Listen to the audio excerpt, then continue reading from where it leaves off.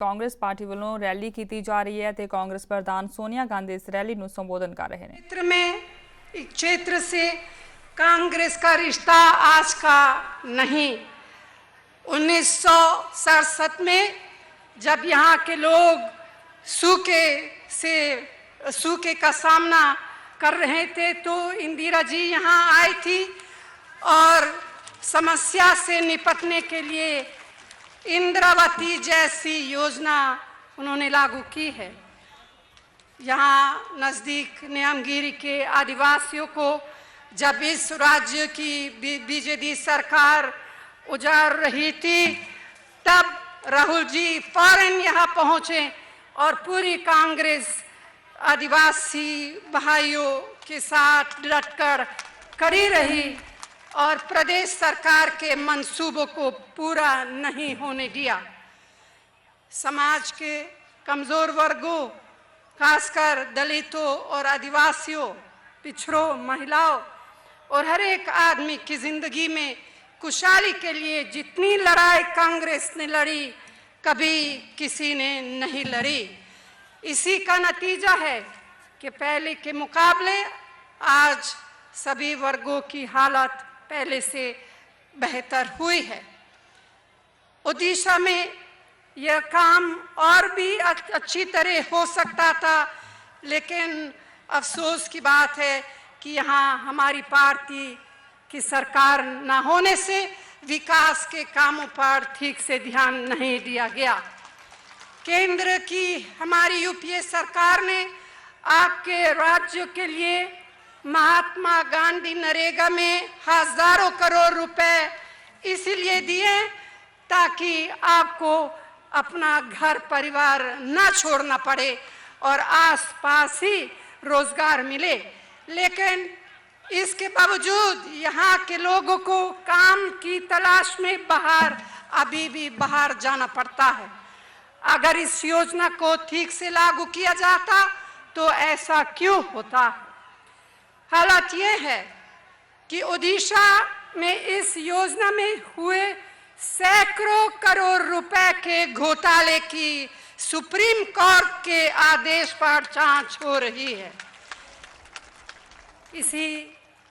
इसी तरह mid day meal scheme में भी हजारों करोड़ का घोटाला हुआ। दाल घोटाला में क्या क्या हुआ मुझे आपको याद दिलाने की जरूरत नहीं है, आप मुझसे ज्यादा जानते हैं।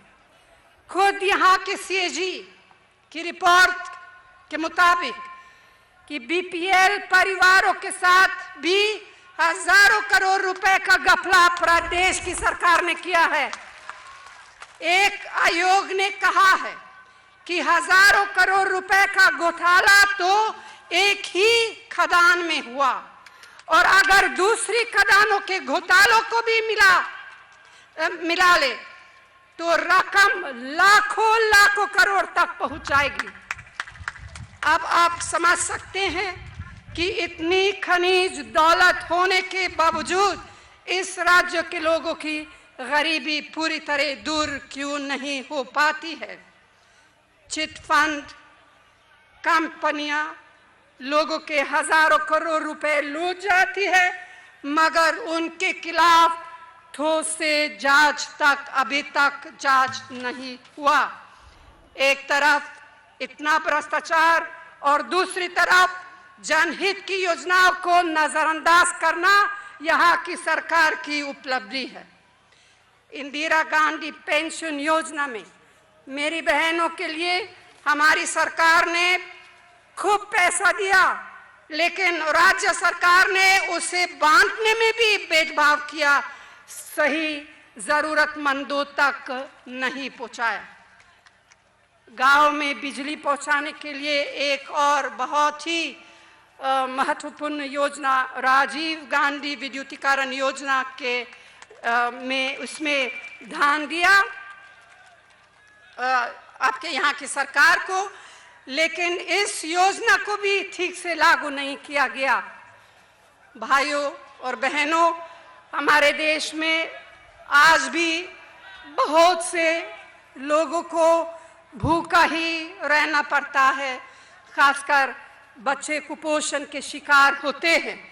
इसलिए तमाम मुश्किलों का सामना करते हुए हमने खाद्य सुरक्षा के जरिए सस्ता दरों पर गरीबों को राशन का अधिकार दिया।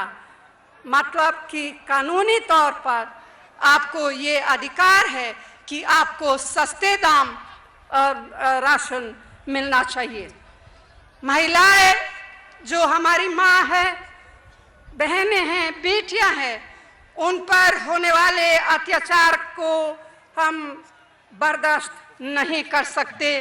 इसलिए हमने उनके साथ होने वाले अपराध और घरेलू हिंसा के खिलाफ कठोर कानून बनाया।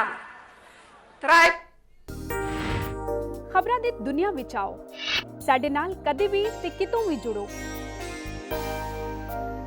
ਆਪਾਂ ਮਿਲਾਂਗੇ ਫੇਸਬੁੱਕ ਤੇ, ਅਸੀਂ ਦਿਖਾਂਗੇ YouTube ਤੇ, ਸਾਨੂੰ ਫੋਲੋ ਕਰੋ ਟਵਿੱਟਰ ਤੇ। ਖਬਰਾਂ ਨਾਲ ਜੁੜੇ ਰਹੋ ਦਿਨ ਰਾਤ।